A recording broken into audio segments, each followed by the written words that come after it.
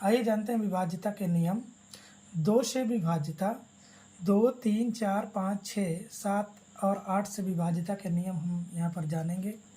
2 से विभाज्यता, कोई भी संख्या जिसका इकाई का अंक 0, 2, 4, 6 या 8 हो तो वह संख्या 2 से पूर्णतः विभाजित होती है, ये विभाज्य होगी।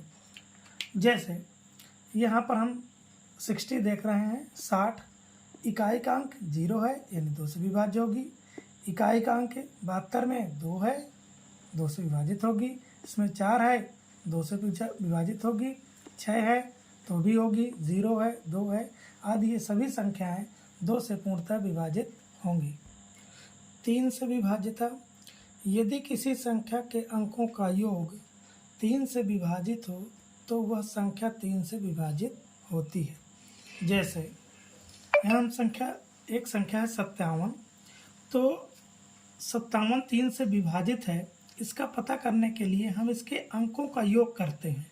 जैसे इसमें 5 और 7 का योग करेंगे, कितना होगा 12। 12 चूँकि 3 से विभाजित है, इसको हम और छोटा कर सकते हैं, 1 + 2 = 3, यानी कि ये इसका जो योगफल है वो 3 से विभाजित है, अतः 57 संख्या 3 से पूर्णतः विभाजित होगी। इसी प्रकार से 234, तो 2 और 3 5, 5 और 4 9, क्योंकि 9 जो है वो 3 से पूर्णतः विभाजित होता है, इसलिए संख्या 234 भी 3 से पूर्णतः विभाजित होगी। इसी तरह से यहाँ देखते हैं 807, तो 8, 0, 7 इन जब डिजिट को सभी को जोड़ते हैं तो 8 और 7 15 है, तो 15 चूँकि 3 से विभाजित है इसलिए 807 संख्या भी 3 से विभाजित होगी। इसी प्रकार से 1, 3, 2 132, 1 और 3 4 और 4, 2 6, चूँकि 6 पूर्णतः विभाजित है 3 से, इसलिए 132 भी 3 से पूर्णतः विभाजित होगी। आइए देखते हैं 4 से विभाज्यता, जिन संख्याओं के इकाई एवं दहाई अंक से बनने वाली संख्या 4 से विभाजित हो तो वह संख्या 4 से पूर्णतः विभाजित हो जाएगी। कैसे? जैसे ये संख्या है 128, इसमें इकाई और दहाई, इकाई का अंक 8 है और दहाई का 2 है, यानी इकाई और दहाई से बनने वाली जो संख्या है यानी 28, यदि 28 जो है 4 से पूर्णतः विभाजित होता है तो यह संख्या भी विभाजित होगी। तो चूँकि 28 जो है 4 से विभाजित होता है, 4 सत्ते 28, इसलिए 128 भी 4 से विभाजित होगा।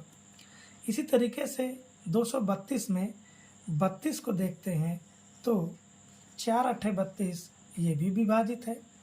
यहाँ पर देखें 5024 में, तो चूँकि दहाई और इकाई से जो बनने वाली संख्या है वो 24 है, अतः ये भी 4 से विभाजित होगी। इसी तरीके से ये 35108 है, क्योंकि यहाँ पे इकाई में 8 है और दहाई का अंक 0 है, तो ये 8 भी 4 से विभाजित होगा, इसलिए ये पूरी संख्या भी 4 से विभाजित होगी।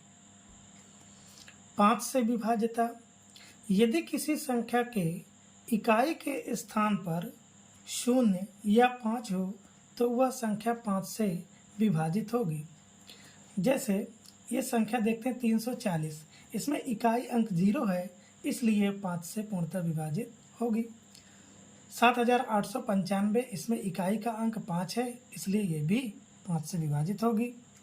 5670, इसमें इकाई है 0 है, इसलिए 5 से विभाजित होगी। इस संख्या को हम देखें 3216, तो इसमें इकाई अंक चूँकि 6 है, इसलिए ये 5 से विभाजित नहीं होगी। 6 से विभाज्यता, ऐसी संख्याएं जो 2 और 3 दोनों से विभाज्य हों वे 6 से भी विभाजित होती हैं, यानी कि जिस संख्या में 2 वाला नियम और 3 वाला दोनों नियम लागू होता है तो वह संख्या भी 6 से विभाजित होती है। जैसे हम 36 को देखें तो इसके इकाई अंक में 6 है, इसलिए 2 से कटेगा, और इकाई अंकों का योग करते हैं 6 3 9, इसलिए 3 से विभाजित हो रही है। तो ये 2 और 3 दोनों से विभाजित हो रही है, इसलिए ये 6 से भी पूर्णतः विभाजित होगी। 48 में भी इकाई अंक 8 है इसलिए 2 से विभाजित होगी। 8 4 12 इकाई अंकों का योग 12 हो रहा है इसलिए 3 से विभाजित होगी। यदि ये 3 और 2 दोनों से विभाजित हो रही है तो 6 से भी विभाजित होगी। इसी तरीके से इनमें भी इसमें 4 है इकाई का अंक 2 से होगी और देख लेते हैं 4 2 6 6 3 9 तो ये 3 से भी विभाजित हो रही है इसलिए 6 से विभाजित होगी। इसमें 0 इकाई अंक 0 है 2 से विभाजित होगा और अंकों का योग 5 8 13 13 2 15 यानी 3 से विभाजित हो रही है तो ये पूरी संख्या भी 6 से विभाजित होगी। 7 से विभाजिता का नियम देखते हैं। यदि किसी संख्या के इकाई अंक को दोगुना करके शेष संख्या में घटाने पर प्राप्त संख्या 7 से विभाजित हो तो वह संख्या 7 से विभाजित होगी। आइए इसमें इसका नियम लगाते हैं। इस परिभाषा के अनुसार इकाई के अंक को दोगुना करेंगे यानी कितना होगा 18। शेष संख्या क्या बच रही है 242। 242 में हम 18 को माइनस करेंगे तो कितना होगा 12 में 8 गया 4 यहाँ 3 में 1 गया 2 224।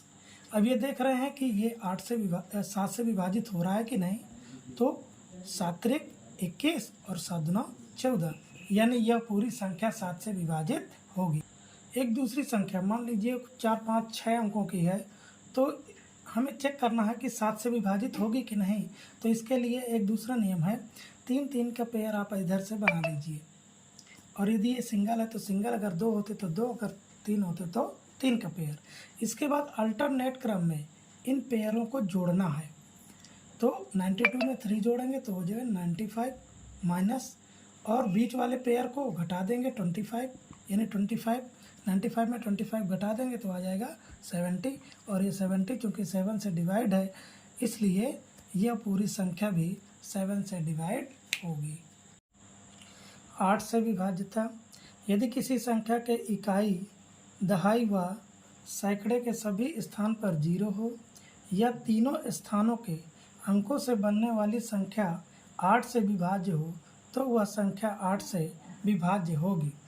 जैसे ये संख्या लेते हैं 5000 तो 5000 में चूंकि इकाई दहाई सैकड़ा तीनों स्थान पर 0 है इसलिए यह 8 से पूर्णतः विभाजित होगी।